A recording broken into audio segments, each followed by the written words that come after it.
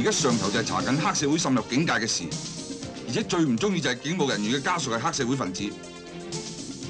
我執行緊職務嘅時候，根本冇諗到有呢個大佬。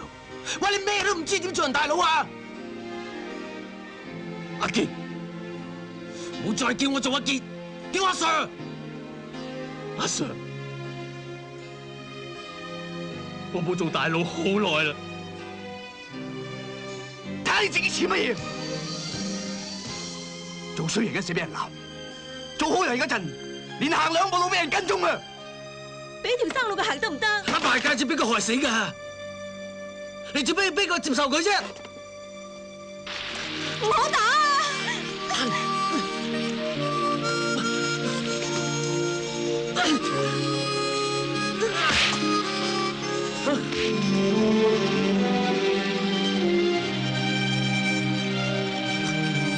我咁大隻未喊過，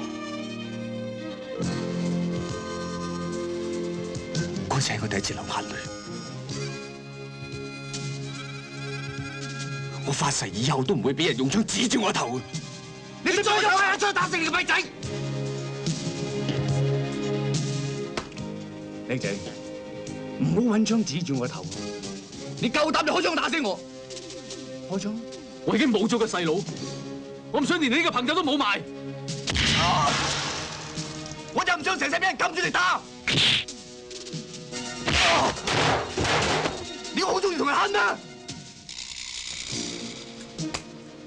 我衰咗3年，我等一個機會，爭翻口氣，唔係要證明話俾人聽我威，只係想話俾人聽我唔見咗嘅嘢，我想自己攞翻。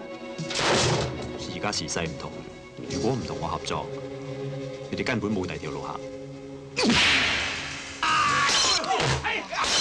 停手！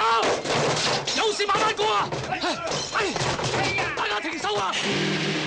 輕笑聲再為我送溫暖，你為我注入快樂強電。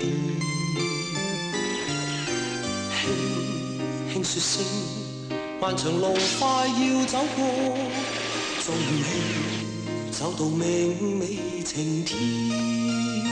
聲聲歡呼躍起，像紅日發放金箭。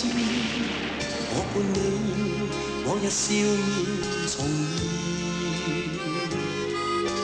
輕輕叫聲，共抬望眼看高空，終於青天有你為你獻，擁着你，當初溫馨再湧現，心裏邊童年稚氣夢未污染。今日我與你又是肩並